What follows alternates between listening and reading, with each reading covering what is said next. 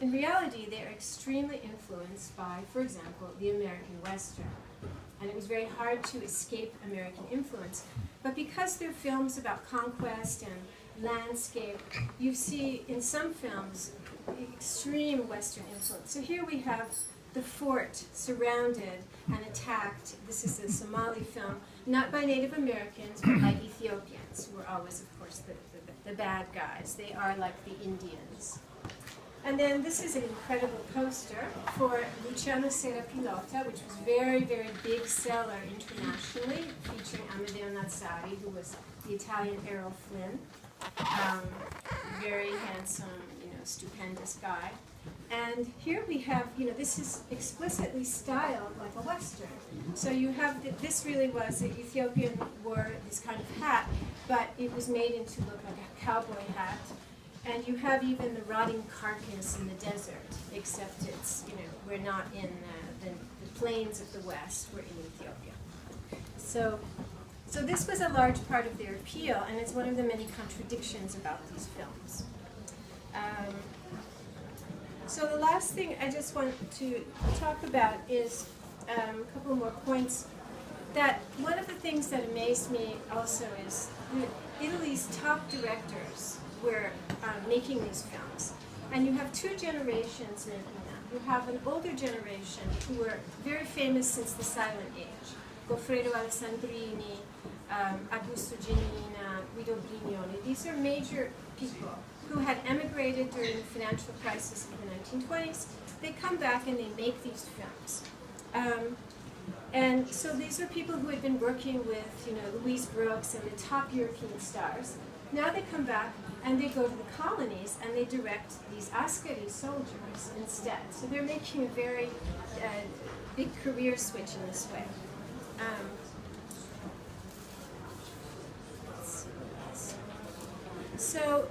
But you also have a new generation who is training on these films. And this is the generation that became very famous after the war. And many people don't know that Empire Films, where they gave Roberto Rossellini, Federico Fellini, Antonioni, Renato Castellani their early experiences in screenwriting, in working with large shoots on location, these were complicated, costly shoots, thousands of extras. And Rossellini apprenticed in Ethiopia to make Luciano Sera Pilota, and then he made military films, one on the conquest of Greece. And Fellini traveled to Libya in 1942, along with Vittorio Mussolini, the Duce's son, to make a film about Libya. But right after they got there, the Allies invaded, and they all had to escape very hastily. And the movie, which was called I Cavalieri del Deserto, was never made. So these films, again, they're although they've been pushed to the kind of dustbin of history, as Karl Marx used to say, but they really engaged with the top talents of the time, actors and directors. And so I felt that they were worth writing a book about. And it was quite an enterprise. I'll just close by saying a reflection about how hard it was to write the book. They are works of art, but they're works of propaganda. And in the first decades after 1945, they were called cinema di propaganda. And so no one wanted to look at them. And they were kind of the heart of what the critic Lino Michiquet called the skeleton in the closet, lo scheletro nell'armadio, i.e. the films made in support of fascism. So no one wanted to look at these films or take them seriously. So because of this, there's like an archival politics that went with this. You cannot find them commercially, just now you can find a few. You can't see them in an integral form in the archives.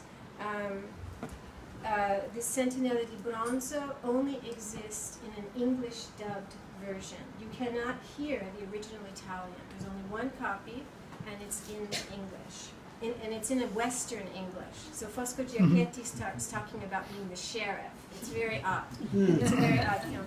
And then I mentioned the other film, you can only see you can only see the French version. And so for someone trying to interpret these, you have to make these kind of leaps of faith because you can't hear the original dialogue and you can't find the scripts.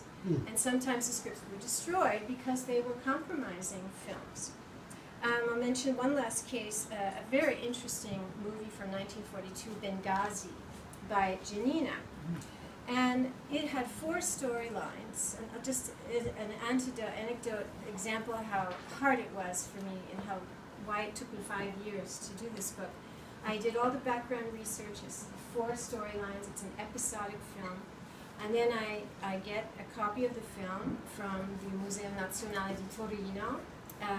And I watch it. I was at my father's house in France, in the country, and I was all happy. And I see there's only 3 storylines because the Christian Democrat censors had taken out the storyline about a prostitute who becomes a patriot during the war. So it took 3 months for the Museo Nazionale, and they are, among the top archivists, to find an integral copy that they didn't even have in their inventory.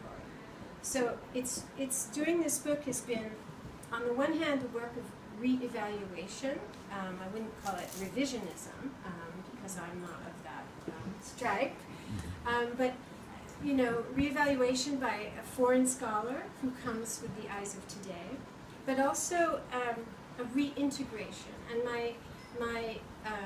my goal has been to put these films back into imperial history, but also into film history, because they are very complex, internationally influenced films that deserve to be known about, I think. So thank you very much for this opportunity.